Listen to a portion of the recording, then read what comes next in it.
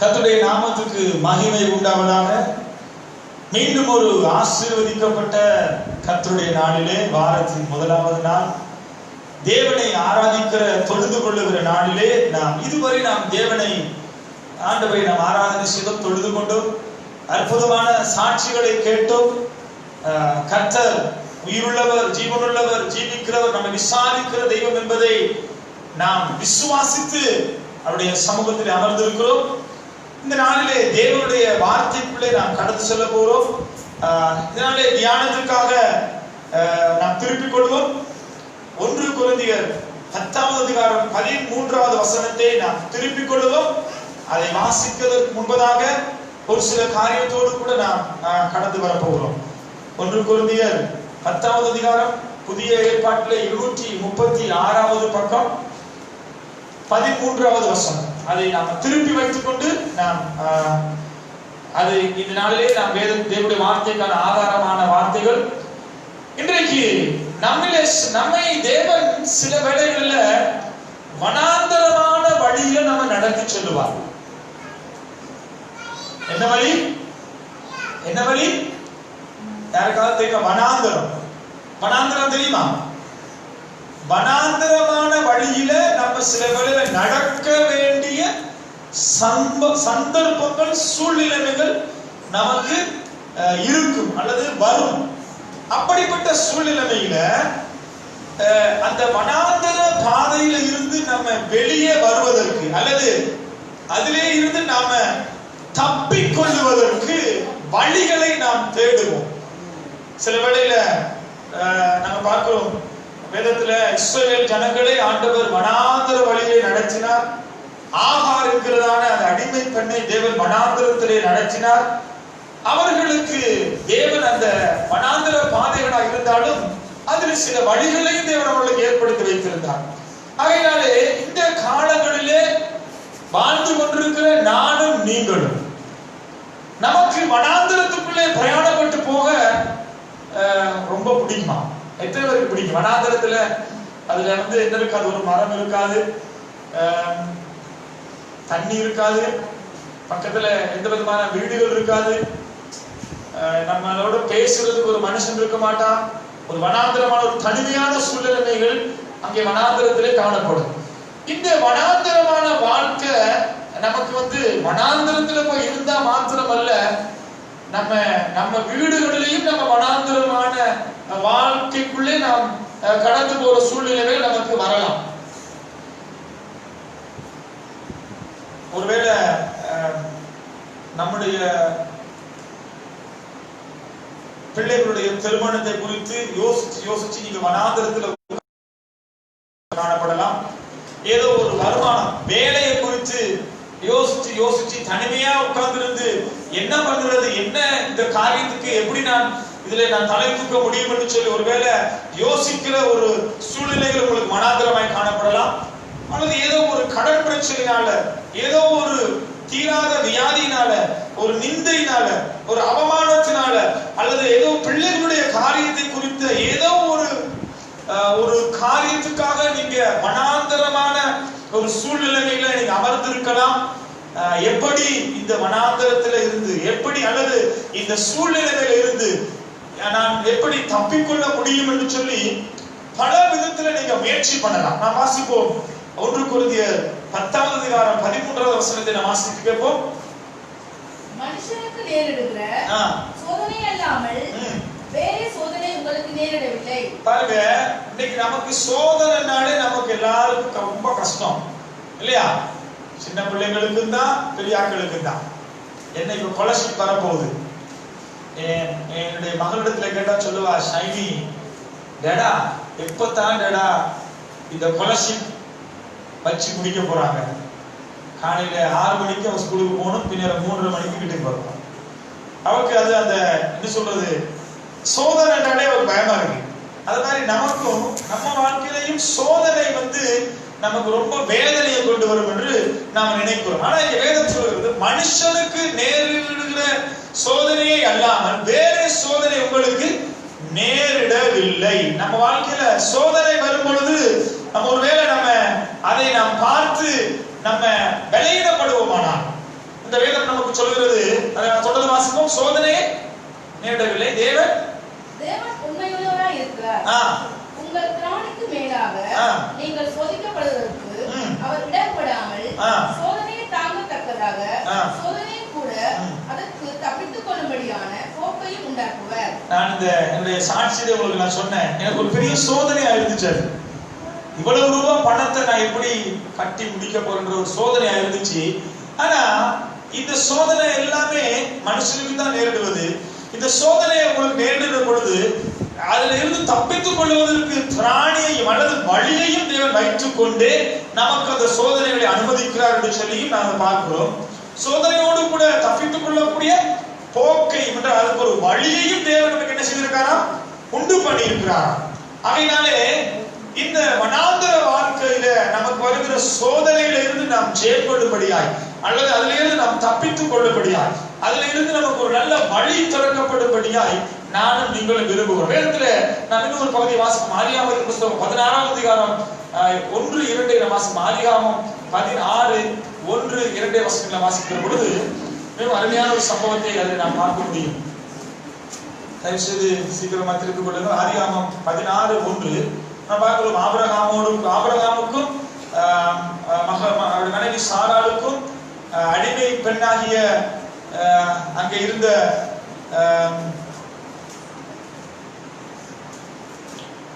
நடந்த ஒரு சம்பவத்தை குறித்து நான் பார்க்க போறோம். வாசிப்போம். 16:1 ஆபிரகாமுடைய மனைவியாகிய சாராளுக்கு பிள்ளை இல்லாதிருந்தது. எகிப்து தேசத்திலாகிய ஆகார் என்னும் பெயர் கொண்ட ஒரு அடிமை பெண் அவளுக்கு இருந்தாள். பாருங்க, ஆபிரகாமுடைய மனைவிக்கு என்ன இல்லையா, பிள்ளை இல்லாதபடினால எகிப்து தேசத்தில் இருக்கிற அடிமை பெண்ணாகிய ஒருத்தி அவளோடு கூட இருந்தால். வாசிக்க 2வது. சாராய் ஆபிரகாமை நோக்கி, நான் பிள்ளை பெறாத படிக்கு கர்த்தரின் கற்பத்தை அடைத்திருக்கிறார். என் அடிமை பெண்ணோடு சேரும், ஒருவேளை அவளால் என் வீடு கட்டப்படும் என்றார். சாராயின் வார்த்தைக்கு ஆபிரகாம் செவி கொடுத்தார். பாருங்க, மனைவியாகிய சாராளுக்கு குழந்தை என்று சொன்னையும் ஆபிரகாமை பார்த்து சொல்றா, நம்முடைய சந்ததி பெருகத்தானே வேணும். ஆகையினால நம்ம வீட்டில் இருக்கிற வேலைக்காரியாகிய ஆகாரிடத்திலே நீங்க உங்களை நான் சேர்த்து இணைத்து விடுகிறேன், அவரிடத்திலே நீங்க எனக்கு ஒரு பிள்ளையை பெற்றுக் கொடுங்க என்று சொல்லி என்ன செய்யறா, ஆகாரை பார்த்து ஆபிரகாமை பார்த்து சாராள் சொல்லுகிற பொழுது 3ஆம் வசனம் வாசிப்போம். ஆபிரகாம் கானான் தேசத்தில் 3வது வசனம் 4வது. அவன் ஆகாரோடு சேர்ந்தபோது அவள் கர்ப்பம் தரித்தாள்.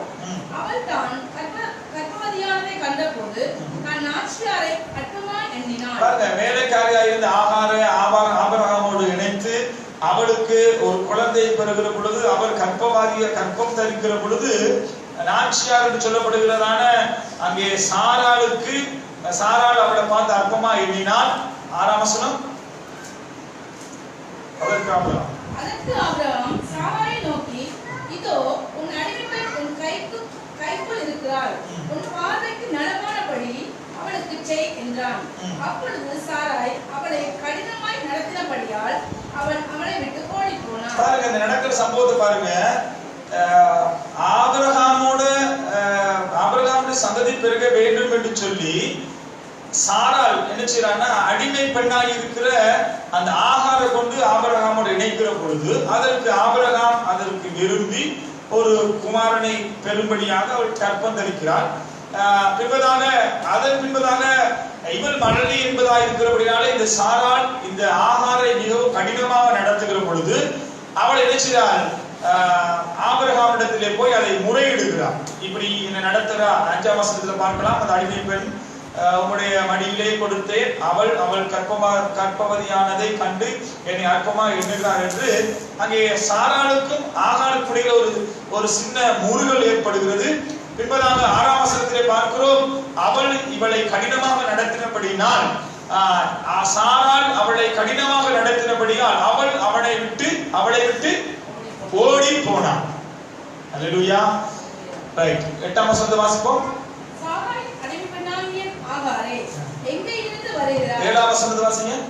கர்த்தருடைய தூதனானவர் அவளை வனாந்தரத்திலே சூழுக்கு போகிற வழியிலே இருக்கிற நீருட்டண்டையிலே கண்டு ஓடி போனவன் போய் எங்க இருக்கானா, வனாந்தரத்துல போய் நிக்கிறான்.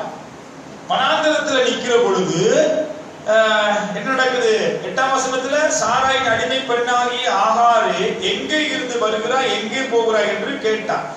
அவள் தான் நாச்சியாராகிய சாராயை விட்டு ஓடி போகிறேன் என்றாள். அப்பொழுது கர்த்தருடைய தூதனானவர், நீ உன் நாச்சியார் அண்டைக்கு திரும்ப போய் அவள் கையின் கீழ் அடங்கி இரு. அல்லேலூயா. பாருங்க, சம்பவத்தை பின்னுக்கு போகும்போது இன்ட்ரெஸ்டா இருக்கும். இது அடிமை பெண்ணாகிய ஆகார் ஆபிரகாமோடு கூட இணைந்து ஒரு குமாரனை, ஒரு குழந்தையை பெற்றெடுக்கும்படியே அவள் ஒப்பு கொடுக்கிறார். அதே நேரத்துல சாராளும் அதை அனுமதிக்கிறார். இது 2 பேருடைய விருப்பத்தின்படி ஆபிரகாம் அதை ஏற்றுக்கொள்ளுகிறார். இப்படி ஏற்றுக்கொள்ளுகிற பொழுது ஆகாருக்கு நெருக்கம் உண்டாகிற பொழுது அவள் வனாந்தரத்துக்கு ஓடி போகிறார். இத்தனை சம்பவமும் ஆகாருக்கு தேவன் அனுமதித்த ஒரு காரியம் தான். யார் அனுமதித்தது? தேவனால அனுமதிக்கப்பட்ட ஒரு காரியம் தான். ஆண்டவருக்கு தெரியும், நீ வனாந்தரத்துக்கு ஓடி போவ, இதனால உனக்கு பெரிய நெருக்கம் உண்டாகும், உன்னை அவள் அடிமையா வச்சிருப்பா, உன்னை கஷ்டப்படுத்தி உன்னை நடத்துவா, அதனால சாராயினுடைய கடினமான நடத்தினபடினால நீ வனாந்தரத்துக்கு ஓடி போவ, நான் உன்னை எங்க சந்திப்பேன்? வனாந்தரத்தில் உன்னை சந்திப்பேன் சொல்லி ஆண்டவர் 21வது அதிகாரம் ஆதிகாமம் 12வது வசனத்தை வாசிக்கப்போம். 21:12 ஆண்டவர் ஓடி போனவளை எங்க சந்திக்கிறான்னு சொல்லி பாருங்க. 21:12 அப்பொழுது தேவன் ஆபிரகாமை நோக்கி, அந்த பிள்ளையையும் உன் அடிமை பெண்ணையும், ரைட், கொஞ்சம் பாருங்க. ஓகே, வாசிங்க. அந்த பிள்ளையும் உன் அடிமை பெண்ணையும் குறித்து சொல்லப்பட்டது, உனக்கு துக்கமா இருக்க வேண்டாம், ஈசாக்குக்கு உன் சந்ததி விளங்கும், ஆதலால் சாராள் உனக்கென்று சொல்வதெல்லாவற்றையும் கேள். அடிமை பெண்ணின் மகனும் உன் வித்தாய் இருக்கிறபடியால் அவனை உன் ஜாதிக்குள்ளே ஜாதியாக்குவேன் என்றார்.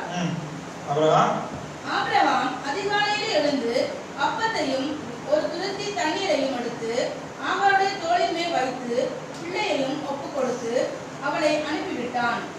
அவள் புறப்பட்டு போய் பேசாபாவின் வனாந்தரத்திலே அலைந்து திரிந்தாள். பாருங்க, இப்ப என்ன நடக்குதுன்னா, குழந்தை கிடைச்சிருச்சு. குழந்தை கிடைச்ச பிற்பாடு ஆபிரகாம் என்ன செய்யறாரு, நீ குழந்தைய எடுத்துட்டு இங்க உனக்கு இருக்கு கஷ்டம், நீ வீட்டுல அதை வாசித்து பார்க்கும்போது உங்களுக்கு தெளிவா இருக்கும், இங்க உனக்கு இங்க இருக்கு கஷ்டமா இருந்தா குழந்தைய எடுத்து கொண்டு போன்னு சொல்லி என்ன செய்யறாரா, ஆபிரகாம் அதிகாலையில எழுந்து அப்பத்தையும் ஒரு துருத்தி தண்ணீரையும் எடுத்து ஆகாருடைய தோளின் மேல் வைத்து பிள்ளையையும் ஒப்பு கொடுத்து அவளை அனுப்பிவிட்டான்.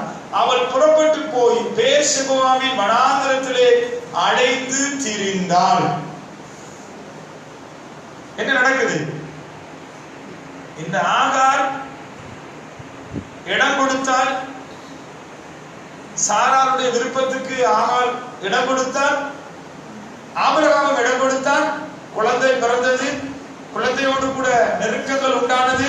பின்பதாக ஆபிரகாம் என்ன செய்யறாரு, குழந்தையை கூப்பிட்டு தண்ணியையும் கொடுத்து, ஒரு பாட்டில் தண்ணியையும் கொடுத்து, அப்பத்தையும் கொடுத்து, பிள்ளையை கையில கொடுத்து, நீ என்ன செய்யுது போய். என்ன வந்துச்சு? ஆகாருக்கு சோதனை வந்துச்சு, நெருக்கம் வந்துச்சு இல்லையா? எங்க போனா? எங்க போய் அடங்கி தெரிஞ்சான்? வனாந்தரத்துல. ஒருவேளை நம்முடைய வாழ்க்கையிலும் இந்த மாதிரியான நெருக்கமான சூழ்நிலைமைகள், வனாந்தரமான வாழ்க்கைகளுக்குள்ள நம்மளும் கடந்து போகலாம். நம்மளும் அப்படிப்பட்ட சூழ்நிலைக்குள்ள இப்போ வாழ்ந்து கொண்டு இருக்கலாம். நமக்கு தெரியாது இது ஏது அனுமதிக்கப்பட்டது, எதற்காக தேவன் அனுமதித்தார், இதனுடைய முடிவு என்ன. நாம இப்படியே இந்த வனாந்தர வாழ்க்கையில, இந்த போராட்டத்துல, இந்த நிந்தையில, இந்த அவமானத்துல, அல்லது இந்த கடன் பிரச்சனையில, இந்த வியாதியிலே நாம் வாழ்ந்து கடைசி வரைக்கும் இதிலே மறித்து போக வேண்டுமா என்று சொல்லி பல விதமான கேள்விகளோடு கூட நாம் காணப்படலாம். அதுதான் நான் வாசித்தோம். 1 கொரிந்தியர் 10:13 வசனத்துல வாசித்தோம். அவர் என்ன சொல்றாருன்னா, நமக்கு சோதனையை கொடுத்து அது தப்பித்து கொள்றதுக்கு வழியை உண்டு பண்ணுகிறார். பாருங்க, இந்த ஆகாருக்கு சோதனையும் வருது. என்ன சோதனை வருது? சும்மா வேலைக்காரியா இருந்தவர், சம்மதம் இல்லாம இருந்தவர், அவருடைய மனைவி சாராள் தான் என்ன செய்யறா, சும்மா இருந்தாலும் கொண்டு போய் ஆபிரகாமோட இணைச்சு விடுறா. இணைச்சு விட்டது பிறகு ஒரு குழந்தை பிறகுது. இப்ப அவனுக்கு என்ன இல்ல, நிம்மதி இல்ல. எங்க துரத்தப்படுறா? வனாந்தரத்துக்கு துரத்தப்படுறா. யார் அனுப்பி விடுறது? ஆபிரகாமே அனுப்பி விடுறான், போ சொல்லி அனுப்பி விடுறான் இல்லையா? வனாந்தரத்துல இருந்தவிட 16ஆம் வசனத்தை வாசிப்போம். வனாந்தரத்துல இருந்து போய் என்ன சொல்லிட்டு இருக்கான்னு பாருங்க. 16 21 16 பிள்ளை சாகிறதை நான் பார்க்க மாட்டேன் என்று எதிராக அம்பு பாயும் தூரத்திலே போய் உட்கார்ந்து சத்தமிட்டு அழுதாள். தேவன் பிள்ளையின் சத்தத்தை கேட்டார். தேவதூதன் வானத்திலிருந்து ஆகாரை கூப்பிட்டு, ஆகாரே, உனக்கு என்ன சம்பவித்தது? பயப்படாதே, பிள்ளை இருக்கும் இடத்திலே தேவன் அவன் சத்தத்தை கேட்டார். நீ எழுந்து பிள்ளையை எடுத்துக்கொண்டு அவனை உன் கையிலே பிடித்துக் கொண்டு போ, அவனை பெரிய ஜாதியாக்குவேன். தேவன் அவனுடைய கண்களை திறந்தால் அப்பொழுது அவள் ஒரு தண்ணீர் துறவியை கண்டு போய் துருத்தியிலே தண்ணீர் நிரப்பி பிள்ளைக்கு குடிக்க கொடுத்தார். இந்த சம்பவத்தை பார்க்கும் பொழுது ஆகார் என்ன செய்யறான்? ஆண்டவரே, நீங்க கொடுத்த பிள்ளை தான். இந்த பிள்ளை வெண்ண இல்ல, அப்பவும் முடிஞ்சிருச்சு, தண்ணியும் இல்ல. எங்க உட்கார்ந்து இருக்காங்க? வனாந்தரத்தில் உட்கார்ந்து இருக்கிறாங்க.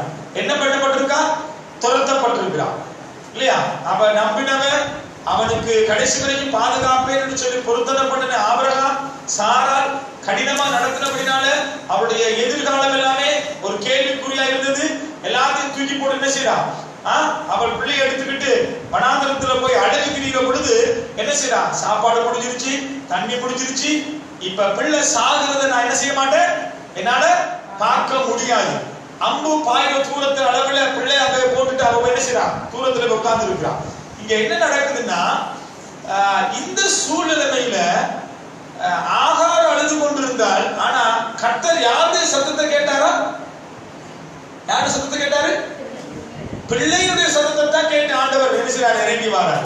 இறங்கி வருகிற பொழுது ஆகாரோடு கூட ஆண்டவர் பேசுறாரு. இந்த வனாந்தரமான வாழ்க்கையில இருந்து நான் உன்னை வெளியே கொண்டு வர போகிறேன். பாருங்க, அந்த வசனத்துல பாருங்க, நீ எழுந்து பிள்ளை எடுத்துக்கொண்டு போ சொல்லி சொல்ற. தேவன் அவனுடைய கண்களை திறந்தார்.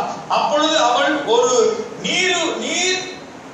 தண்ணீர் துறவியை கண்டார். பாருங்க, கர்த்தர் அவளுடைய கண்ணை திறக்கும் வரைக்கும் பக்கத்துல இருந்த நீர் ஊற்ற அவனால பார்க்க முடியல. என்ன செஞ்சுக்கிட்டு இருந்தா?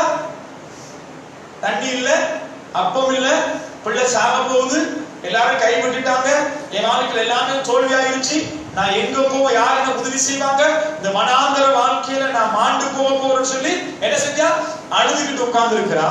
பாருங்க, கர்த்தர் அவருடைய கண்ணை திறக்கும் பொழுதுதான் அவளுக்கு தெரியுது, ஐயோ பக்கத்துல நல்ல அழகான ஒரு இடம் இருக்கு, நீரூற்று இருக்கு. உடனே என்ன சொல்றாரு? கண் திறந்த உடனே நீரூற்றுல போய் எடுத்து யாருக்கு கொடுக்குறான்? பிள்ளைக்கு குடிக்க கொடுக்குறான். அப்புறம் ஆண்டு சொல்றாரு, இப்ப பிள்ளைய எடுத்துட்டு போ, என்ன செய்ய போறேன்? என்ன செய்ய போறேன்? பெரிய ஜாதியா உன்னை மாத்த போறேன். இன்னைக்கு நம்ம வாழ்க்கையில நம்மளும் வனாந்தரமான ஒரு வாழ்க்கை, பல விதமான கேள்விக்குறி. யார் எனக்கு உதவி செய்வார்கள்? இந்த சூழ்நிலைகள் எப்படி மாறும்? இத்தனை வருஷம் இதை குறித்து நான் போராடிக்கிட்டு இருக்கிறேன். இந்த வியாதி, இந்த கடன் பிரச்சனை, அல்லது இந்த பாரம், இந்த வேதனை, இந்த துக்கம், பிள்ளைகளை குறித்த பாரம், கணவனை குறித்த பாரம், மனைவியை குறித்த பாரம், வீட்டை குறித்த பாரம், எதிர்காலத்தை குறித்த பாரம், இப்படி பல விதமான கேள்விகளோடு நம் அங்கலாய்ப்போடு கூட ஒருவேளை ஒரு வனாந்தர வாழ்க்கையில நாம் வாழ்ந்து கொண்டு இருக்கிற பொழுது நம்முடைய கண்ணு அங்க மூடப்பட்டிருக்கு. நம்ம ஏன் கண் மூடப்பட்டிருக்குன்னா, நம்ம இருக்கிற சூழ்நிலையில இருந்து கர்த்தர் நம்மளை வெளியே கொண்டு போக போதுமானவர். அவரால் செய்யப்படாத காரியம் ஒன்றுமில்லை. அவர் வலது கரத்தை பிடிச்சிருக்கார். அவர் என்னை அழைத்தவர் உண்மை உள்ளவர். அவர் என்னை வாழாக்காமல் தலையாக்குவார், கீழாக்காமல் மேலாக்குவார். அவருடைய ஆசீர்வாதத்தின் பேரை பெருமைப்படுத்துவார். அவர் என்னோடு கூட இருக்கிறார். அவர் வலது கரத்தை பிடித்திருக்கிறார். அவர் என்னை வெட்கப்படுத்த மாட்டார். அவர் நான் நினைக்கிறது, கேட்கிறது, ஜெபிக்கிறது தருவார். அவர் என்னோடு கூட இருந்து செய்கிற காரியங்கள் பயங்கரமா இருக்கும். ஆண்டவர் என்னோடு கூட இருக்கிறவர்கள் எனக்கு விரோதமாய் எழுப்புகிற மனுஷர்கள் வெட்கப்பட்டு போவார்கள். ஒருவர் எனக்கு விரோதமாய் செயல்படக்கூடாது. கர்த்தர் நல்லவர். அவரை நான் ருசித்து பார்த்திருக்கிறேன். அவர் எனக்காக யுத்தம் பண்ணுவார். நான் சும்மா இருப்பேன் என்று சொல்லுகிற கண்கள் நமக்கு திறக்காதபடினாலதான் நம்ம வனாந்தரமான வாழ்க்கையில உட்கார்ந்து என்ன செய்து கொண்டிருக்கிறோம்? அழுதுகிட்டே உட்கார்ந்து இருக்கிறோம். அல்லேலூயா. நான் நம்பினேன், என் ஆண்டவருக்கு அது லேசான காரியம் என்றது நான் நம்பினேன். என் ஆண்டவருக்கு எது லேசான காரியம்? எனக்குள்ள என் உள்ளத்தில் ஆழத்தில் இருதயத்தின் கண்கள் திறக்கப்பட்டது.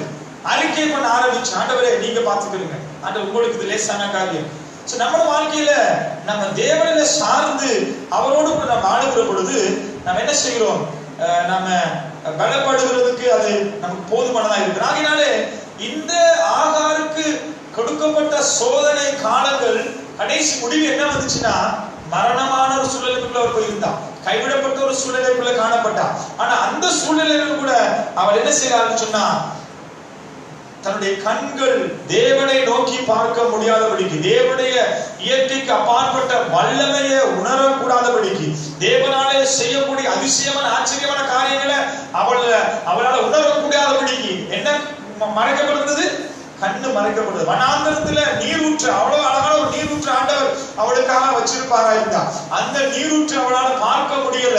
உயிர் தப்பி வாழ்வதற்கு கர்த்தருடைய தேவ தூதன் அவளோடு கூட பக்கத்தில் இருப்பதை அல்லது அவரோடு கூட பேசுவதையும் அவளால் உணரக்கூடாதவளாய் காணப்பட்டார். பிள்ளை சாக போது கடைசி முடிவுல போய் தான் எல்லாவற்றையும் முடிந்து போயிட்டு சொல்லி அவள் ஒரு கேள்வியோடு உட்கார்ந்திருக்கிற பொழுது அவளை தேவன் வனாந்தரத்திலே சந்தித்தார் என்று சொல்லி அந்த வார்த்தைகள் சொல்லுகிறது. சங்கீதத்தின் புத்தகம் 24வது அதிகாரம் 25வது அதிகாரம் 4வது வசனத்தில் வாசிக்கிறோம். சங்கீதம் 25:4. 25வது அதிகாரம் 4வது வசனம் இப்படியாய் சொல்கிறது, கர்த்தாவே உம்முடைய வழிகளை எனக்கு தெரிவியும், கர்த்தாவே உம்முடைய வழிகளை எனக்கு தெரிவியும், உம்முடைய பாதைகளை எனக்கு போதித்தருளும், உம்முடைய பாதைகளை எனக்கு போதித்தருளும். இன்னைக்கு நாங்க எத்தனை பேர் அப்படி சொல்றோம், ஆண்டவரே உம்முடைய வழிகளை எனக்கு காண்பியும், ஆண்டவரே நான் நடக்க வேண்டிய வழியில என்னை போதித்து நடத்தும். அல்லேலூயா. இன்னைக்கு நம்ம எத்தனை பேர் ஆண்டவருடைய சமூகத்தில் அமர்ந்திருந்து, ஆண்டவரே நீர் என்னை நடத்தும், உம்முடைய சித்தத்தை செய்ய எனக்கு உணர்த்தும், ஆண்டவரே உம்முடைய மெல்லிய சத்தத்தை கேட்டு அதன்படி நடக்க எனக்கு உதவி செய்யும், நீர் எனக்கு உம்முடைய வழிகளை எனக்கு தெரியப்படுத்தும், போதித்து என்னை நடக்கும் என்று சொல்லி நாம் எத்தனை பேர் இன்றைக்கு ஆண்டவரோடு கூட அந்த ஒப்புரமாக தான் வாழ்க்கையில வாழ்ந்து கொண்டிருக்கிறோம். பாருங்க, ஒரு வழியுமே இல்லாம எங்க போவது, வனாந்தரத்துல அவள் அங்கே அங்கலாய்த்து கொண்டிருக்கிற பொழுது கர்த்தர் அவளுடைய சத்தத்தை கேட்டார். ஒருவேளை நானும் நீங்களும் ஆண்டவரை நோக்கி பார்த்து, ஆண்டவரே எனக்கு ஒரு அற்புதம் வேண்டும், அல்லது நான் வழி தப்பி திரிகிறேன், என் வாழ்க்கையில என்ன செய்வது தெரியாத சூழ்நிலையில் இருக்கிறேன், ஆண்டவரே எனக்கு வழியை காண்பித்து வழியை தெரிவித்து எனக்கு பாதைகளை எனக்கு போதித்தவர்கள் என்று சொல்லி நான் கேட்கிற பொழுது அவர் நமக்கு செய்ய அவர் போதுமான. 1 கொரிந்தியர் 10வது அதிகாரம் 1வது வசனத்தை வாசிப்போம். 1 கொரிந்தியர் 10:1.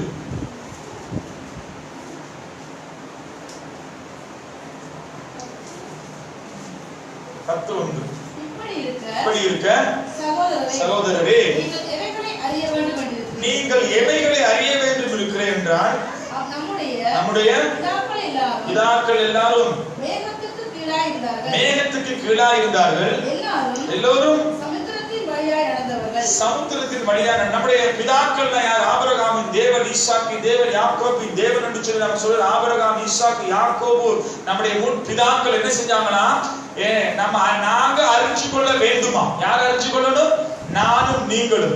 இன்றைக்கு ஆண்டவருடைய மகிமைய அவருடைய வல்லமையை உணராது இருக்கிற நானும் நீங்கள் அறிந்து கொள்ள வேண்டுமா? என்னன்னு சொன்னா சொல்றாருன்னா, நம்முடைய பிதாக்கள் மேகத்துக்கு கீழாய் இருந்தார்கள், அவங்க எல்லோரும் சமுத்திரத்தின் வழியாய் நடந்தார்கள். பாருங்க, அந்த வார்த்தை என்ன சொல்லுதுன்னா, ஆண்டவர் அங்கே இஸ்ரவேல் ஜனங்களை ஆண்டவர் சோதிச்சார். இஸ்ரவேல் ஜனங்களை எப்படி சோதிச்சார் தெரியுமா? ஆண்டவர் அவங்களையும் ஆகார் மாதிரி வனாந்தரத்துக்கு கொண்டு போனார். எப்படி கொண்டு போனாருன்னா, அங்க எகிப்துல பார்வோனுக்கு அடிமையா இருந்தாங்க, கஷ்டப்பட்டு வேலை செஞ்சாங்க, அவங்களுக்கு அது சாப்பாடு கிடைத்தது.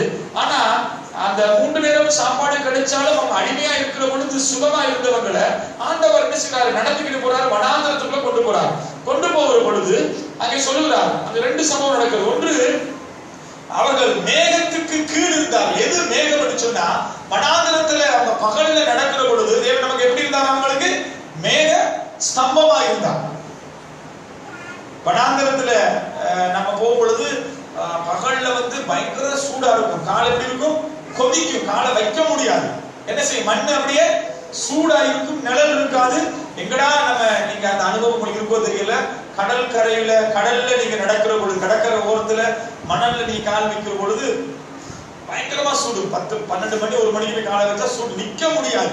நாங்கள் அதை அனுபவிச்சிருக்கோம். ஓடி போய் நிழலை தேடி ஓடுவோம், போய் நிழல நிக்கிறதுக்கு என்ன செய்வோம், ஓடி போய் நிழலுக்குள்ள நிக்கிறது பாப்பா, நிழல் இருக்காது. ஆனா அந்த சந்தர்ப்பத்தில் அந்த சம்பவத்திலும் தேவராய கர்த்தர் இஸ்ரவேல் ஜனங்களுக்கு மேக ஸ்தம்பமாய், மேகம் போல ஒரு மேக ஸ்தம்பமாய் அப்படியே நிழலாய் அவர் இருந்தாரு.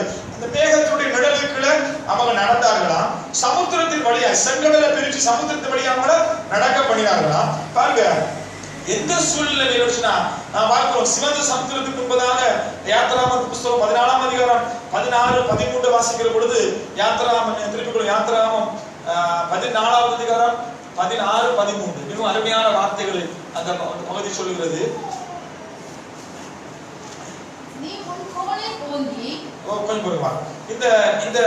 இந்த மோசேயும் இஸ்ரவேல் ஜனங்களும் சிவந்த சமுத்திரத்துக்கு முன்பதாக நிற்கிற பொழுது பின்பக்கத்துக்குள்ள பின்னுக்கு பார்வோனுடைய சேனைகள் அவர்களை வெட்டிக்கிட்டே வர்றாங்க. முன்னுக்கு சிவந்த சமுத்திரம் செங்கடல் இருக்குது. அவங்களுக்கு இப்ப பெரிய ஒரு சோதனை வருது. முன்னுக்கு போக முடியாது, என்னது பெரிய கடல் அவங்களுக்கு தடையா இருக்குது. பின்னுக்கு திரும்பி பார்த்தா பார்வோனுடைய கூட்டம் என்ன செய்யுது, அவங்களை பின்தொடர்ந்து வந்து கொண்டே இருக்கிறது. இந்த சந்தர்ப்பத்துல மோசேயினுடைய நினைவுகள், மோசேயினுடைய வார்த்தைகள் எப்படி இருந்ததுன்னு சொல்லி அந்த வார்த்தைகள் நமக்கு சொல்கிறது. வாசிப்போம் 13ஆவது அதிகாரம் 13வது வசனம். ஆமா. அப்பொழுது மோசே ஜனங்களை நோக்கி பயப்படாதிருங்கள். இந்த சந்தர்ப்பத்தில் சொல்றாருன்னா முன்னுக்கு செங்கடல், பின்னுக்கு பார்வோனுடைய சேனை என்ன செய்றாங்க, அவர் இக்கட்டான சூழ்நிலைகளை சொல்றாங்க. மோசேயுடைய வாயிலிருந்து வந்த வார்த்தையை பயப்படாதிருங்கள், நீங்கள் நின்று கொண்டு இன்றைக்கு கர்த்தர் உங்களுக்கு செய்யும் ரட்சிப்பை பாருங்கள். இன்றைக்கு நீ காண்கிற எகிப்தியனை இனி என்றைக்கு நீ காண மாட்டாய். ஏன்னா ஆண்டவர் ஆதியும் அந்தமானவர். இப்ப பாருங்க, எகிப்தியர்கள் பின்னுக்கு அவங்களை விரட்டிக்கிட்டு வராங்க, முன்னுக்கு செங்கடல் இருக்குது. இப்ப இஸ்ரவேல் ஜனங்கள் அங்கலாய்த்துக்கிட்டு இருக்கிறாங்க. எப்படி இருந்து நம்ம தப்ப முடியும், இந்த பிரச்சனை எப்படி நாங்க வெளியே வர முடியும், இங்க போனா கடல் நமக்கு தடையா இருக்கு, இன்னும் கொஞ்ச நேரத்தில் அவருடைய குதிரை வீரர்கள் படைகளோடு வந்துகிட்டு இருக்கிறாங்க, நம்மளை சிறைச்சதம் பண்ணிடுவாங்க, நம்ம எல்லாரையும் வெட்டி வனாந்தரத்தில் நம்மளை வெட்டி அப்படி நம்ம எல்லாமே கொண்டு போட்டுருவாங்க என்று சொல்லுகிற பயத்தில் இருக்கிற பொழுது இங்க மோசே என்ன சொல்றாருன்னா, மோசே ஜனங்களை நோக்கி பயப்படாதீர்கள், நீங்கள் நின்று கொண்டு இன்றைக்கு கர்த்தர் உங்களுக்கு செய்யும் ரட்சிப்பை நீங்கள் பாருங்கள். இன்றைக்கு நீங்க காண்கிற எகிப்தியனை இனிமேல் நீங்க காண மாட்டீங்க. யார் அந்த எகிப்தியன்? நமக்கு நம்ம பின்னுக்கு நம்மள காக்கும்படி அல்லது நம்ம அடிமைத்தனத்தில் பிடிக்கும்படி நம்மளை பின்தொடர்கிற எகிப்தியன் இனிமேல் நீ காண மாட்டேன்னு சொல்லி மோசே அந்த ஜனங்களுக்கு சொல்றாரு. அப்படி சொல்லுகிற பொழுது இவனுடைய இருதயம் எப்படி இருந்திருக்கு? நான் 14ஆம் வசனத்தை வாசிக்க, கர்த்தர் உங்களுக்காக யுத்தம் பண்ணுவார், நீங்கள் சும்மா இருப்பீர்கள். அப்பொழுது கர்த்தர் மோசேயை நோக்கி, நீ இடத்திலே முறையிடுகிறது என்ன? புறப்பட்டு போங்கள் என்று இஸ்ரவேல் புத்திரருக்கு சொல்லு. பாருங்க, ஆண்டவர் சொல்றாரு, நீ என்னோட முறையிட்டுக்கிட்டே இருக்காத, நீ புறப்பட்டு போ. எங்க போறது? முன்பக்கத்துக்கு பெரியதான ஒரு பெரிய செங்கடல் தடையா இருக்குது, பின்னுக்கு இவர்கள் வந்துகிட்டு இருக்கிறாங்க, நம்மளை பிடிச்சு திரும்ப சிறைப்படுத்தி கொண்டு போறதுக்கு. மோசேயை பார்த்து ஆண்டவர் சொல்ற, புறப்பட்டு போன்னு சொல்றாரு. அந்த 16ஆம் வசனத்தை வாசிக்கிற பொழுது மோசே என்ன செய்றாரு, நீ உன் கோலை ஓங்கி உன் கையை சமுத்திரத்தின் மேல் நீட்டி சமுத்திரத்தை பிளந்து விடு. அல்லேலூயா. என்ன சொல்றாரு? கையில இருக்கிற வெறும் கோலை வச்சு சொல்றாரு, நீ கையை எடுத்து ஓங்கி சமுத்திரத்தை என்ன செய்ய சமுத்திரத்தை பிளந்து போடுன்னு சொல்றாரு, கடலை பிளக்க சொல்றாரு. உங்க வாழ்க்கையில ஐயோ கடல் மாதிரி பிரச்சனை, வனாந்திரத்துல உட்கார்ந்துட்டு எங்க திரும்பினாலும் தலை தூக்கியலாது. நானும் எவ்வளவோ முயற்சி பண்ணி பார்த்துட்டேன், எல்லா வழியிலையும் ஓடி பார்த்துட்டேன், இதை வாங்கி அங்க கொடுத்து அதை வாங்கிய கொடுத்து, அந்த பிரச்சனை இந்த பிரச்சனை, அவர்கிட்ட போய் இவர்கிட்ட போய் எல்லா விதத்திலும் நான் தலை அடிச்சு பார்த்துட்டேன். என்னால என்ன செய்ய முடியல, இந்த தடையா இருக்கிற இந்த செங்கடலை நான் என்ன செய்ய முடியல, தாண்ட முடியல. யோசிச்சுக்கிட்டே உட்கார்ந்துட்டு இருக்கிறோம். ஆனா அதை தாண்டி போறதற்கு, அதற்கு மேல அதிகாரம் செலுத்துவதற்கு கர்த்தர் உங்க கையில அந்த அதிகாரத்தை வச்சிருக்கிறார், கரத்துல வச்சிருக்கார். பாருங்க, மோசேயோட கையில ஒரு கோலுடைய வல்லமை அங்க வெளிப்படுகிறது. சொல்றாரு, அந்த கோலை எடுத்து என்ன செய்ய, என்னமா நீ உன் கோலை ஓங்கி உன் கையை சமுத்திரத்தின் மேல் நீட்டு சமுத்திரத்தை பிளந்து விடு. அப்பொழுது இஸ்ரவேல் புத்திரர் சமுத்திரத்தின் நடுவாக வெட்டாந்தரையிலே நடந்து போவார்கள். செய்யல என்ன ஆண்டவர் செய்ய சொல்றார். அப்போ மோசே சொல்லியிருந்தான், இதெல்லாம் நடக்கிற காரியமா? இப்படி நான் இந்த குச்சை வச்சுக்கிட்டு இந்த குச்சால இந்த பெரிய கடலை நான் புழங்குறதா? இன்னைக்கு நம்ம அப்படித்தான் உட்கார்ந்துட்டு இருக்கோம். கர்த்தருடைய மகிமைய, அவருடைய வல்லமையை நம்ம ருசிக்காதபடினால, அவர் மகத்துவமான காரியங்களை வேதத்துல நாங்க வாசிச்சிருக்கிறோம், அதை அனுபவிச்சு அதை விசுவாசிக்காதபடினால நம்ம என்ன செஞ்சிருக்கிறோம்? செங்கடலை பார்க்கிறது, இன்னைக்கு யார எகிப்தினுடைய படையை பார்க்கிறது.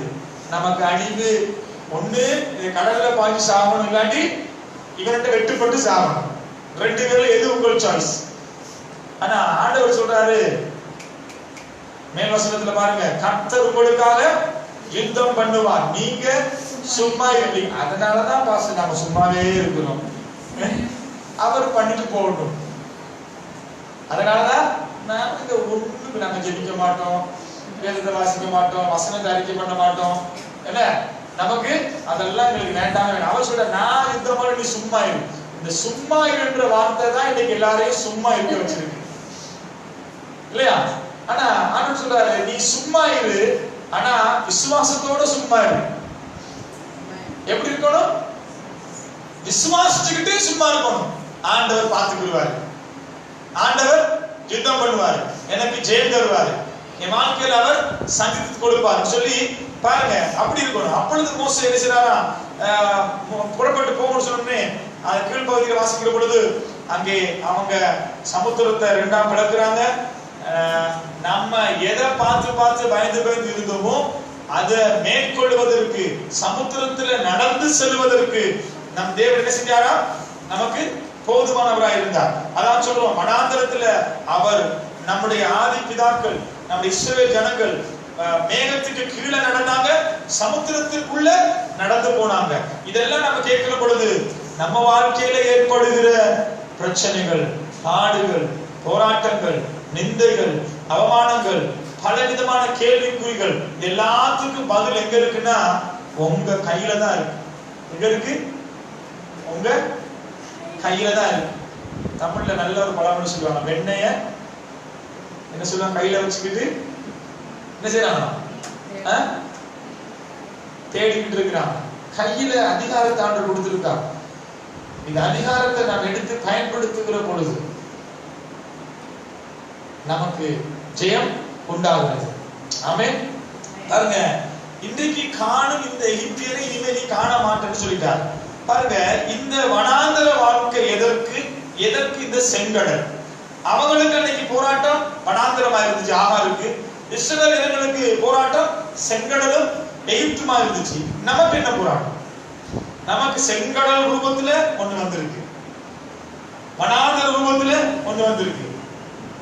ஒரு சிலர் சொல்றாங்க, செங்கடல வனாந்தரத்திலேயாவது நம்ம ஒரு அட்ஜஸ்ட் பண்ணிக்கிறலாம், நம்ம வீட்டுல ஒண்ணு வச்சிருக்கிறோமே, அது செங்கடலாம் மிஞ்சினது எது? கணவன் மனைவி சொல்ல, மனைவி கணவன் சொல்ல, இல்லையா? இந்த வனாந்தரம் ஆகாருக்கு கிடைக்கப்பட்டது. வனாந்தர வாழ்க்கையில ஆண்டவர் அந்த சோதனையில தப்பித்துக் கொள்வதற்கு என்னத்தை வச்சிருந்தாரு? பக்கத்துல ஒரு நீரூற்ற வச்சிருந்தாரு. சோதனை இருந்துச்சு, பிரச்சனை இருந்துச்சு, ஆனா அதுக்கு வழியை ஆண்டவர் வச்சிருந்தார். நமக்கு அந்த வழியை என்ன செய்யல? இந்த செங்கடலை கடந்து போறதுக்கு வழி இருந்துச்சு. என்ன வழி? கையிலே இருந்துச்சு வழி. ஆனா கர்த்தர் சொல்ற வரைக்கும் மோசே என்ன செய்யல? அத செய்யல. ஆனா இன்றைக்கு நாங்க அமைதியா அமர்ந்திருந்து, பிரச்சனைகள் வருகிற பொழுது, பாடுகள் வருகிற பொழுது, தேவைகள் வருகிற பொழுது அமர்ந்திருந்து நம்ம கேட்கணும், ஆண்டவரே என்ன செய்ய. மோசே அந்த மேல் வசனத்துல, அப்பொழுது கர்த்தர் மேல் வசனத்துல, அப்பொழுது மோசே ஜனங்களை நோக்கி பயப்படாதீர்கள், ஆண்டவர் அற்புதம் செய்வார் சொல்லிட்டு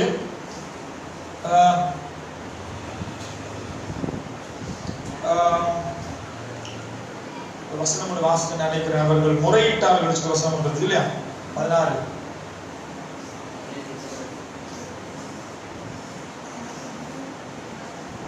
ஓகே, 15. அப்பொழுது கர்த்தர் மோசேயை நோக்கி, நீ என்னிடத்திலே முறையிடுகிறது என்ன? புறப்பட்டு போங்கள் என்று இஸ்ரவேல் புத்திரருக்கு சொல்லு.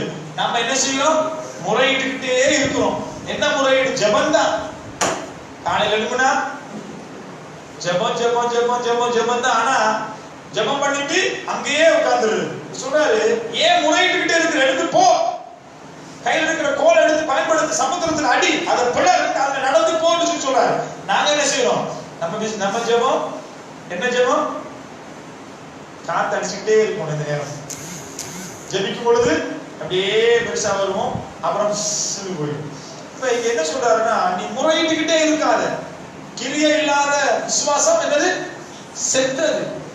நீ ஜெபிக்கும் பொழுது விசுவாசம் கொண்டு ஜெபம் பண்ண வேண்டும். நம்ம விசுவாசம் உள்ள ஜெபம் பிணியாளிகளை ரட்சிக்கும். நமக்கே விசுவாசம் இல்ல, நம்ம போய் ஒருவருக்காக ஜெபிச்சுக்கிட்டு இருக்கோம். ஆண்டவரே அவருடைய வியாதியை குணமாக்குங்க, குடும்பத்துல சந்திங்க, தேவைகளை சந்திங்க. நமக்கு என்ன பிரச்சனை இருக்கு? நமக்கு 1000 பிரச்சனை இருக்குது. நமக்கு வேலை இல்ல, வருமானம் இல்ல, வியாதி பிரச்சனை, கடன் பிரச்சனை, கடன் பிரச்சனை, எல்லா பிரச்சனையும் உள்ள வச்சுக்கிட்டு இதுவே நமக்கு போக மாட்டேங்குது. இதுல இருந்து நம்மள வெளியே வர முடியாம இருக்கு. நம்ம இன்னொருத்தரை வெளியே கொண்டு வரதுக்கு நம்ம ஜெபிக்கிறோம். வேதம் என்ன சொல்லுதுன்னா, நமக்குள்ள இருக்கிற விசுவாசத்தை நம்ம கட்டி எழுப்ப வேண்டும். அப்பிறகுதான் நம்ம என்ன செய்ய வேண்டும்? அதை செயல்பட வேண்டும் சொல்லி அந்த வேத வார்த்தைகள் நமக்கு சொல்லுகிறது. அப்படின்னாலே இந்த வனாந்தர வாழ்க்கை செங்கடல், வனாந்தரம் ஆகாரம் கிடைத்தது, அது அவளுக்கு ஒரு வழியை உண்டு பண்ணியிருந்தான். செங்கடல் செங்கடலுக்குள்ள போய் நிற்கும் பொழுது செங்கடலில் நடந்து போறதுக்கு வழியான வச்சிருந்தாரு. ஆனா அவங்க என்ன செஞ்சிருந்தாங்க? அறியாம ஜெபிச்சுக்கிட்டே இருந்தாங்க, கேட்டுக்கிட்டே இருந்தாங்க, முறையிட்டுக்கிட்டே இருந்தாங்க. ஐயோ, மோசேக்கு விரோதமா பேசுற வார்த்தைகள் நீங்க வாசிச்சு பாருங்க. நாங்க எகிப்தில் அடிமையா இருந்தாலும் 3 நேரம் சாப்பிட்டு நல்ல திருப்தியா இருந்தோம். நீங்க என்ன வனாந்தரத்துல எங்களை கொல்லவா கொண்டு வந்தீங்கன்னு சொல்லி மோசேக்கு விரோதமாக ஜனங்கள் முறுமுறுத்துக்கிட்டே இருந்தாங்க. இன்னைக்கு நம்ம வாழ்க்கையில தேவன் செய்கிற காரியத்தை எல்லாத்தையும் மறந்து, அவரால் செய்ய கூடும் என்கிற எல்லாத்தையும் மறந்து, நாங்க தேவையற்ற காரியத்தை யோசிச்சு சிந்திச்சு நாங்க முறுமுறுத்துக் கொண்டே இருக்கிற பொழுது நம்முடைய வாழ்க்கையில நம்ம சோதனையில் தப்பிக்கொள்ள கூடாதவர்களை காணப்படும். மத்தேயு 26:41 வாசிப்போம். மத்தேயு 26:41. மத்தேயு 26வது அதிகாரம் 41வது வசனத்தை வாசிப்போம். நீங்கள் சோதனைக்குட்படாதபடிக்கு விழித்து ஜெபம் பண்ணுங்கள். ஆவி உற்சாகம் உள்ளதுதான், மாம்சமோ பலவீனமா உள்ளது. சோதனைக்குட்படாதபடிக்கு விழித்திருந்து என்ன செய்யலாம்? ஜெபம் பண்ணுங்கள். நம்ம சோதனை வருது, ஜெபம் இல்லை. அப்ப என்ன செய்யறது? சோதனை நம்ம விட்டு போமா? ரைட். யாக்கோபு 1:12 வாசிங்க. 312வது பக்கம். யாக்கோபு புதிய ஏற்பாட்டுல 312வது பக்கம். யாக்கோபு 1:12.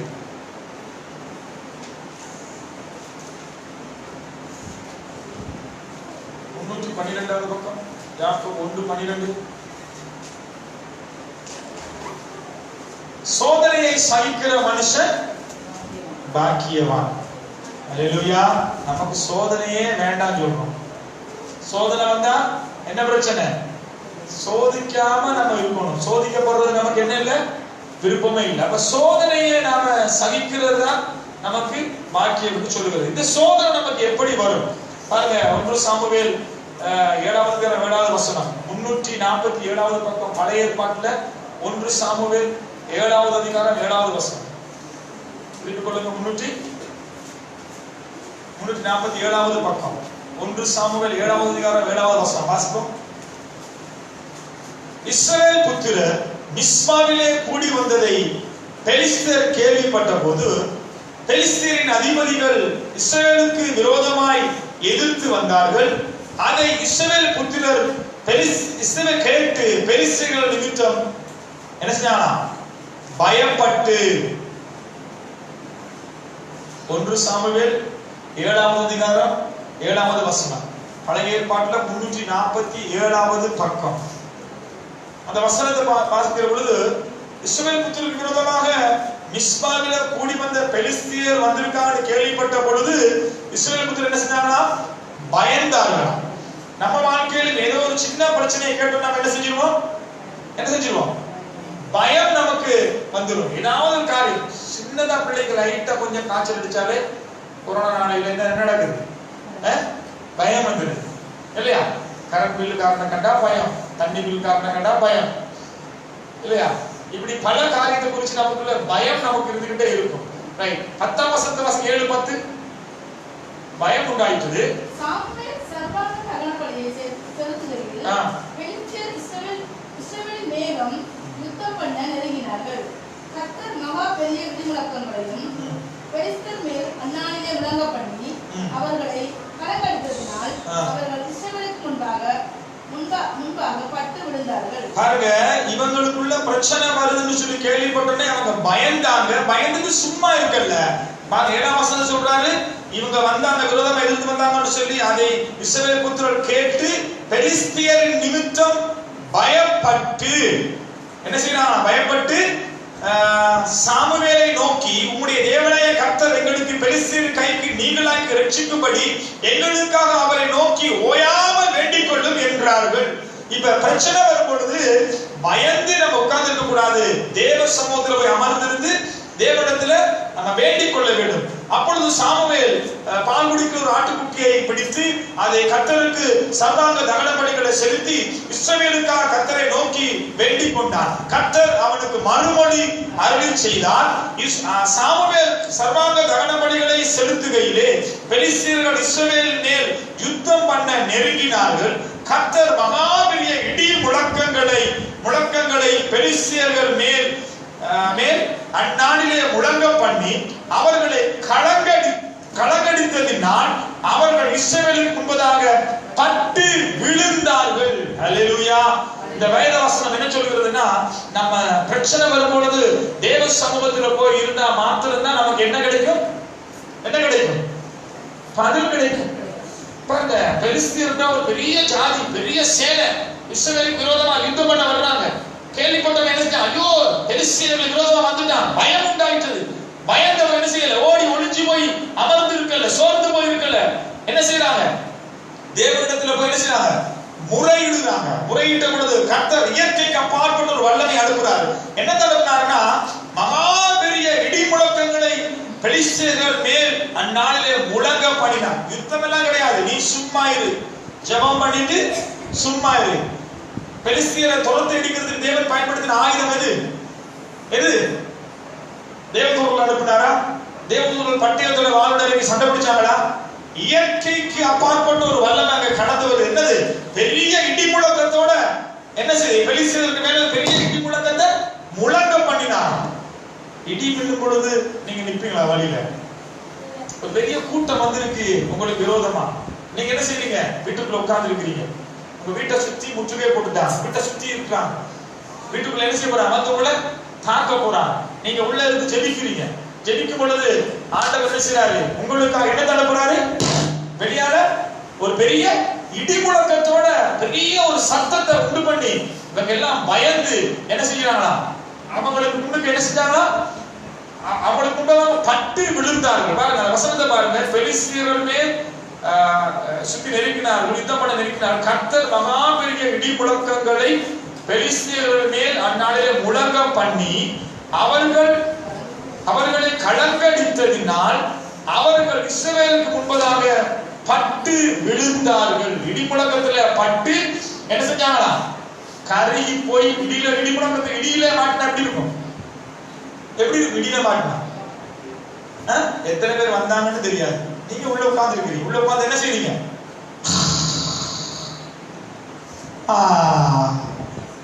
உட்கார்ந்து இருந்து என்ன செய்றீங்க? நல்ல கொரட்டை. அவங்க என்ன செஞ்சு அம்மா என்ன பண்ணுவான்? வீட்டோட கொளுத்தி கொடுத்து போயிடுவான். போ இப்படியே உள்ள கிடந்து சாகு. ஆனா கர்த்தர் சொல்றாரு, நீ சும்மா இருப்ப, நான் உனக்காக யுத்தம் பண்ணுவேன். கர்த்தர் யுத்தம் பண்ணா எப்படி யுத்தம் பண்ணுவாரு? அவர் உனக்கு விரோதமா வருகிற நீ தேடியும் காணாது இருப்பாய். ஒருத்தன் சுத்திக்கிட்டே இருந்தானே, நமக்கு எப்ப பார்த்தாலும் இடையூறா. இந்த மனுஷன் எப்ப பார்த்தாலும் நம்மள குறை தேடிக்கிட்டு குற்றச்சாட்டிக்கிட்டு பிரச்சனை பண்ணிக்கிட்டு இருந்தா குத்தம், எழுபுனா குத்தம், பேசினா குத்தம், நடந்தா குத்தம். இந்த மனுஷி எப்பவுமே நம்மள குறை தேடிக்கிட்டே இருந்துச்சு. இப்ப கொஞ்ச நாள் அந்த மனுஷியை காணல, அந்த மனுஷனை காணல. நீ தேடுவீங்க, ஆசைப்படுவீங்க. எதை சொல்லுது? நீ தேடியும் காணாது இருப்பாய். அது கர்த்தர் செய்வார். அதனால நமக்கு விரோதமா வருகிற பிரச்சனைகள், போராட்டங்கள் எப்பவுமே நமக்கு இருந்துகிட்டே இருக்கும். அதனால நீங்கள் கர்த்தரை நெருங்கி வருகிற பொழுது பிரச்சனையும் பாடுகளும் உங்களை நெருங்கிக்கிட்டே இருக்கும். ஆனா நாம் என்ன செய்யக்கூடாது? பக்கத்துல இருக்கிறவர் யாரு? நான் வலதுபுறம் இடதுபுறம் என்ன செய்ய மாட்டேன், சாய்ந்து போக மாட்டேன். ஏன்? என்னோடு கூட அவர் இருக்கிறார். அதனால எனக்கு விரோதமாய் 1000 பேர் 10000 பேர் வந்தாலும் தீங்கு என்ன அணுகாதுன்னு சொல்லி நாம் அறிக்கை பண்ண வேண்டும். நான் திருப்பிக் கொள்வோம். 1 பேதுரு 4வது அதிகாரம் இறுதி வார்த்தை. இந்த வார்த்தையை வாசிச்சுட்டு நாம் ஜெபிக்க போறோம். 1 பேதுரு 4வது அதிகாரம்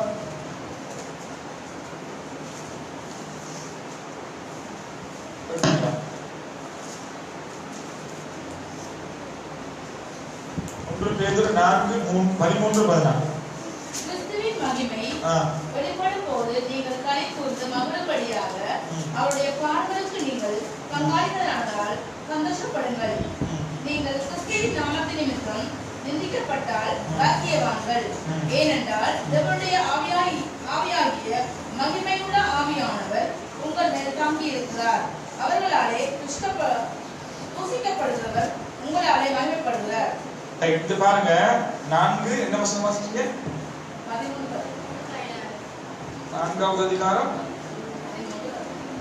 12.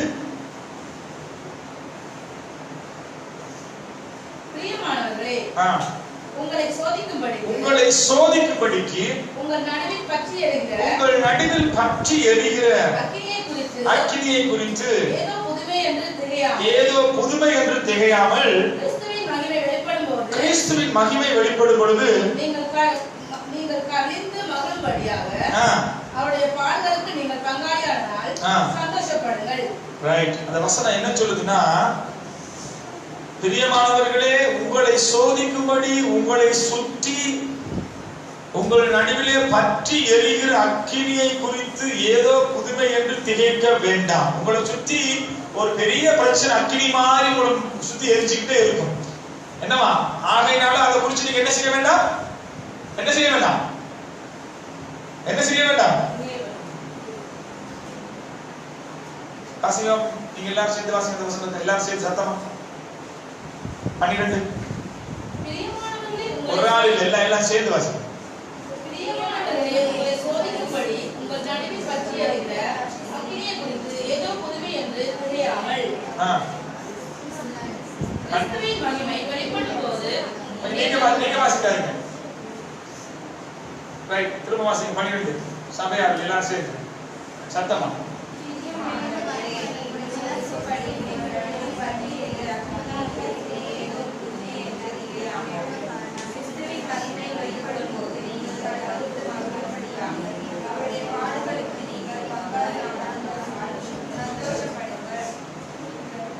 அதே இவ்வளவு துக்கமா வாசிக்கிறீங்க.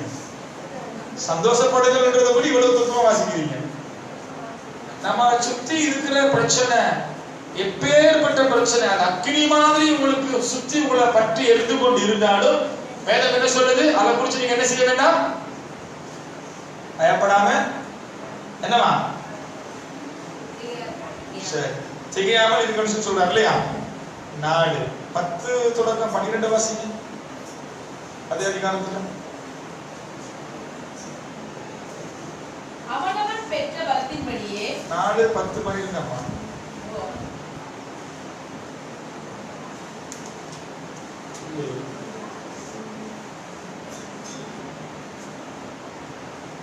ஓகே, இங்க இருக்கு 5 10 11.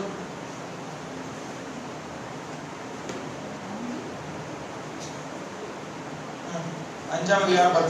கிறிஸ்து இயேசுவுக்குள் நம்மை தமது நித்திய மகிமைக்கு அழைத்தவராய் இருக்கிற சகல கிருபையும் பொருந்திய தேவன் தாமே கொஞ்ச காலம் பாட அனுபவித்து உங்களை சீர்படுத்தி கொஞ்ச காலம் பாடு அனுபவிக்கிற உங்களை சீர்படுத்தி ஸ்திரப்படுத்தி பலப்படுத்தி நிலைநிறுத்துவாராக. இன்னைக்கு நமக்கு என்ன வேணும்?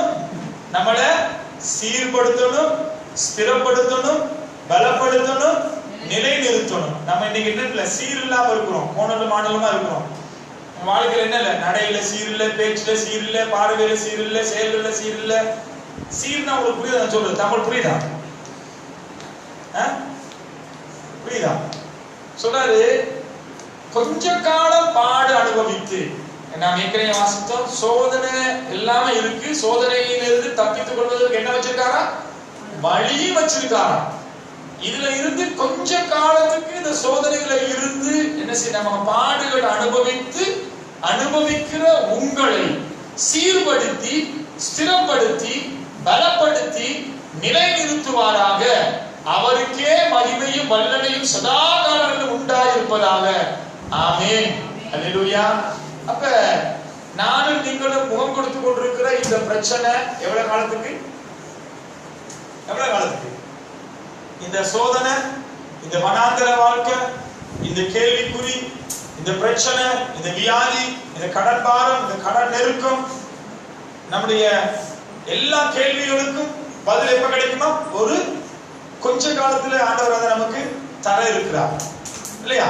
ரைட். நம்ம வாசிச்ச ஒவ்வொரு பகுதியில் ஆகாரம் குறித்து பார்த்தோம், இஸ்ரவேல் ஜனங்களை குறித்து பார்த்தோம், பெலிஸ்தியருக்கு விரோதமா இஸ்ரவேல் பெலிஸ்தியர் வரும்போது நடந்ததை சொல்லி பார்த்தோம். ஒவ்வொரு சம்பவத்திலையும் பார்க்கிற பொழுது எல்லாருமே பாடுகளுக்குள்ள போனாங்க. ஆனா அந்த பாடுகளுக்குள்ள இருந்து அவங்க வெளியே வருவதற்கு அவங்க பாவித்த ஆயுதம் என்னன்னா, என்ன ஆயுதம்? என்ன ஆயுதம்? என்ன செய்தாங்க? உங்களை மாதிரியே உட்கார்ந்து அழுதுட்டு இருந்தாங்களா? பிரச்சனைய என் தேவைய சொல்லி சொல்லி உம்மை துக்கப்படுத்த மாட்டேன், என் தேவையே நீங்கதான். அப்படி சொல்ல முடியுமா உங்களுக்கு? என் எண்ணத்தை சொல்லி சொல்லி நிறைவேற்றவும் சொல்ல மாட்டேன், இதயமே நீங்கதான். நம்ம தேவையை சொல்லி சொல்லி சொல்லி சொல்லி யாரை துக்கப்படுத்திக்கிட்டு இருக்கிறோம்? ஆண்டவர் தேவனை துக்கப்படுத்திக்கிட்டே இருக்கிறோம். எனக்கு அதை செய்யல, இதை செய்யல, அது இல்ல, இது இல்ல, அந்த பிரச்சனை, இந்த பிரச்சனை, இதுல தோல்வி, அதுல தோல்வி, நான் எடுத்து வைக்கிற எல்லாத்துலயும் எனக்கு பிரச்சனை, எனக்கு வேதனை, கண்ணீர், சோதனை, துக்கம், இதையே சொல்லி சொல்லி சொல்லி நம்ம என்ன செஞ்சுக்கிட்டு இருக்கிறோம்? ஆண்டவரை துக்கப்படுத்திக்கிட்டே இருக்கிறோம். உங்க எண்ணத்தை மனசுல என்ன நினைச்சிருக்கீங்களோ அதையே சொல்லி சொல்லி சொல்லி ஆண்டவரே இதை நிறைவேற்றுங்க, நிறைவேற்றுங்க, தாங்க, செய்யுங்க, தாங்க, இப்படியே சொல்லி சொல்லி ஆண்டவரை என்ன செஞ்சுக்கிட்டு இருக்கிறோம்? அவரை வேதனைப்படுத்திக்கிட்டே இருக்கிறோம், துக்கப்படுத்திக்கிட்டே இருக்கிறோம். ஆனா ஆண்டவர் என்ன சொல்றாருன்னா, உங்களுக்கு முன்னுக்கு பத்தி எரிகிற சோதனையை குறித்து, பிரச்சனையை குறித்து என்ன செய்ய வேண்டாம்? கலங்காம கொஞ்ச காலம் பாட அனுபவித்து நீங்க அதுல நீங்க காத்திருக்கிற பொழுது ஆண்டவர் உங்களை சீர்படுத்தி ஸ்திரப்படுத்தி பலப்படுத்தி உங்களை நிலைநிறுத்துவார். எத்தனை பேருக்கு சோதனையை சகிக்கிற மனுஷன் பாக்கியம்? சோதனை நம்ம சகிக்கணும். கர்த்தர் பார்க்கலாம். யாரு இருக்கிற யோபுவை பார்க்கிறோம். யோபுடைய வாழ்க்கையில சோதனை வந்துச்சா? மனைவி என்ன சொன்னா? என்ன சொன்ன மனைவி? ஐயோ, இதுக்கு பிறகு நீ உயிரோட வாழணும், எல்லாமே போயிடுச்சு, இதுக்கு பிறகு என்ன செய்?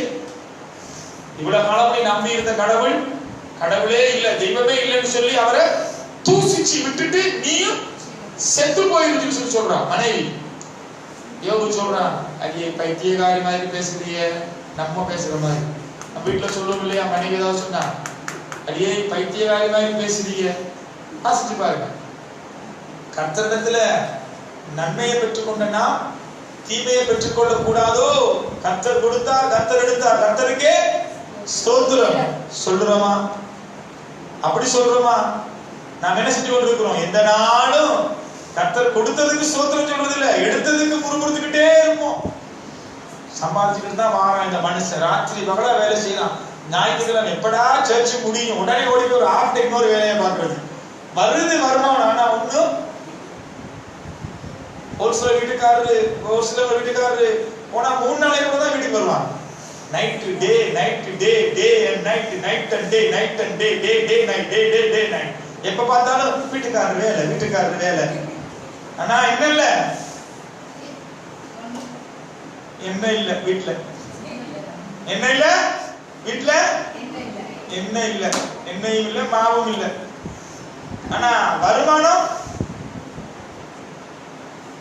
காலையில போனா 3 நாளைக்கு பிறகு வர வீட்டுக்காரங்க இருக்கிறாங்க. அந்த மனுஷன் பாவம்.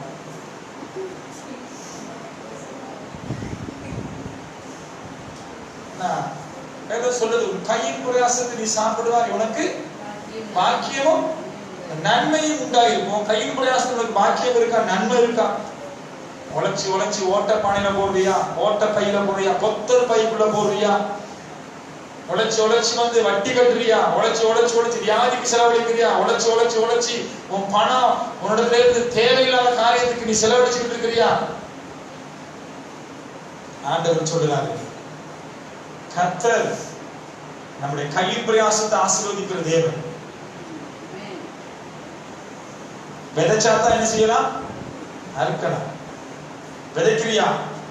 சபையில ஆண்டவருக்கு கொடுக்கிற காரியத்துல உண்மையா இருக்கிறியா?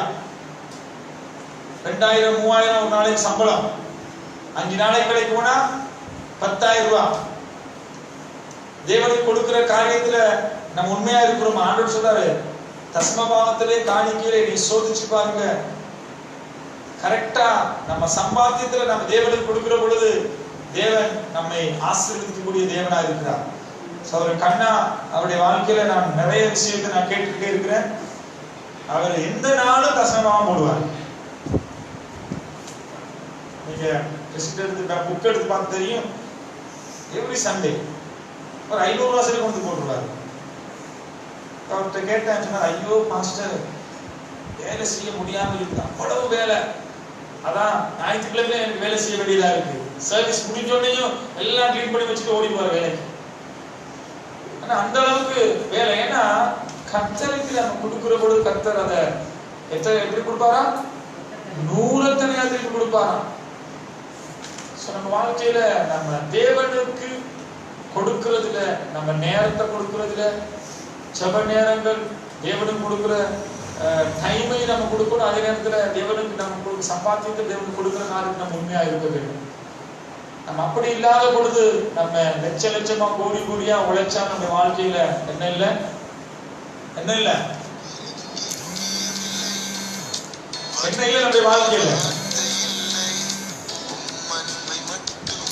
நம்முடைய வாழ்க்கையில எல்லாமே தோல்வியும் துக்கமும் கண்ணீருமாய் காணப்படும். ஆகையினாலே உலகத்தில் அன்பாய் கேட்கிறேன், கர்த்தர் நமக்கு கொடுத்த காரியத்துல நம்ம உண்மையா இருந்து அவர்களை சார்ந்து நாம் வாடுகிற பொழுது நாங்க சும்மா இருப்போம், கர்த்தர் நமக்காக யுத்தம் பண்ணுவார். அதனால சும்மா இருக்கிறன்னு சொல்லி வேலைக்கு போக வீட்டுல இருந்துடாதீங்க. வேலைக்கு போங்க. வீட்டுல சும்மா இருக்கிறவங்க எனக்கு ஒரு வேலை சொல்லி தூங்காதீங்க. முழங்கால் போட்டு ஜெபிங்க. தேவனோட நெருங்கி இருங்க. தேவன் உங்களுடைய விண்ணப்பங்களுக்கு எல்லாம் பதில் கொடுத்து கண்ணீரெல்லாம் தொடச்சி துக்கத்தெல்லாம் சந்தோஷமா மாற்றி உங்களை வாடாக்காமல் தலையாக்கி கீழாக்காமல் மேலாக்குவார். நீ கடன் கொடுப்பாய், கடன் வாங்காது இருப்பாய் என்று சொல்லி ஆண்டவர் நமக்கு வாக்குத்தத்தம் பண்ணினவர் உண்மையுள்ளவராய் இருந்து அவர் அதை நிறைவேற்ற போதுமானவராய் இருக்கிறார். ஆகையினாலே கொஞ்ச காலம் பாட அனுபவித்து நான் உங்களை சீர்படுத்தி ஸ்திரப்படுத்தி பலப்படுத்தி உங்களை நிலைநிறுத்தும் வரை அவருடைய வளர்த்த கருத்துக்குள்ள அடங்கி இருங்க. ஏற்ற நேரத்தில் நான் உங்களை உயர்த்துவேன். அல்லேலூயா. கண்களை மூடி அவருடைய சமூகத்தில் நாங்கள் ஒப்புக் கொடுப்போம். காலை வேளையில தேவன் தம்முடைய வார்த்தையோடு நம்மளுக்கு இடைப்பட்டார். எத்தனை பேர் இந்த வார்த்தைகளை உங்களுடைய இருதயத்துக்குள்ள அதை எடுத்து நீங்க தீர்மானங்கள் எடுத்தீங்களோ எனக்கு தெரியாது. ஆகையினாலே இந்த நாளிலே தேவனுடைய பிரசன்னத்துல அமர்ந்திருக்கிற நானும் நீங்களும் ஒருவேளை போராட்டம் காணப்படலாம், பல விதமான கேள்விகள் காணப்படலாம், வனாந்தர வாழ்க்கையாய் காணப்படலாம், சோதனை நிறைந்த காலங்களுக்குள்ளே நீ கடந்து போகலாம். உடைய வாழ்க்கையில எதிர்பார்ப்பு எல்லாம் இழந்து போய் ஆகாரை போல இருக்கிற பொழுது கர்த்தர் நம் கண்களை திறந்த பொழுது ஆகார் அருகிலே இருந்த நீரூற்றங்களிலே கடந்து போனாலும் நாங்கள் வாசித்து பார்க்கிறோம். ஆகையினாலே ஒருவேளை தேவனுடைய கிருபைக்குள்ள நாம் இருக்கிறோம், ஆனா அந்த கிருபையை சோதரித்துக் கொள்ள முடியாதபடிக்கு ஏதோ ஒரு தடை, ஏதோ ஒரு கட்டு, ஏதோ ஒரு விஷயத்தில் அங்கே நாங்கள் மறைக்கப்பட்டிருப்போமானால் நம்முடைய கண்கள் திறக்கப்படும்படி தேவன் நமக்கு உதவி செய்ய வேண்டும் என்று சொல்லி கண்களை மூடி தேவ சமூகத்திலே நம்மை ஒப்புக் கொடுப்போம். தேவன் தாமே நம்மோடு கூட இடை கொள்ளும்படியாய். சர்வ வல்லமையுள்ள ஆண்டவரே, இதோ உம்முடைய வார்த்தைகளுக்காக நாங்கள் நன்றி செலுத்துகிறோம். உம்முடைய தெய்வீக பிரசன்னத்தோடு எங்களை ஒப்புக் கொடுக்கிறோம். இந்த கேட்ட வார்த்தைகள் ஆண்டவரே அது நல்ல நிலத்திலே விழுந்து 30 அல்ல 60 அல்ல 100 மடங்காக அது கனி கொடுக்கட்டும். சத்துருவானவர் அதை திருடி போடாதபடிக்கு அந்த வார்த்தைகள் படி அவர்கள் நடக்கவும் ஒப்புக் கொடுக்கவும் அதிலே அவர்கள் வாழவும் கிருபை பாராட்ட வேண்டும் என்று சொல்லி இதோ அருமையான நல்ல நேரத்துக்காக நன்றி நன்றி செலுத்தி தீர்மானங்களை எடுத்து காத்திருக்கிறவர்கள் ஒப்பு கொடுத்தவர்களை கர்த்தர் ஆசீர்வதிக்க வேண்டும் என்று சொல்லி, இதோ தகப்பனே ஒவ்வொருவரையும் நான் பேர் பேராய் ஒப்பு கொடுத்து ஆசீர்வதித்து என் ஆண்டவராக நீர் எல்லா விதமான ஆபத்துக்கு நாசமோசங்கள் பட்டயங்களுக்கு விலக்கி ஆண்டவரே அவர்கள் ஜெபத்திலே தரித்திருந்து காத்திருக்கிற பொழுது நீர் அவர்களுக்காக யுத்தம் பண்ணக்கூடிய தெய்வமாக இருக்கிறவர்களை அறிந்து கொள்ளக்கூடிய நல்ல கிருபைகளை கொடுத்து தயவாய் நடத்த வேண்டும் என்று சொல்லி, யாரெல்லாம் சோதனைகளோடு நாளில் ஆண்டு கொண்டிருக்கிறார்களோ, மனாந்தர வாழ்க்கை அல்லது அங்கேயும் இங்கேயுமா அங்கலாய்த்துக் கொண்டு ஆண்டவரே யாரிடம் உதவி செய்வார்கள் சொல்லி அங்கலாய்த்துக் கொண்டிருக்கிற ஒவ்வொரு பிள்ளைகளையும் குடும்பங்களையும் கர்த்தர் தொட்டு அவருடைய தயவாய் ஆசீர்வதிக்க வேண்டும் என்று சொல்லி, இதோ உங்களுடைய பாதத்திலே ஒப்பு கொடுத்து தாழ்த்தி உங்களை உயர்த்தி செபிக்கிறோம் ஜீவனுள்ள நல்ல பிதாவே. ஆமென், ஆமென், ஆமென். God bless you.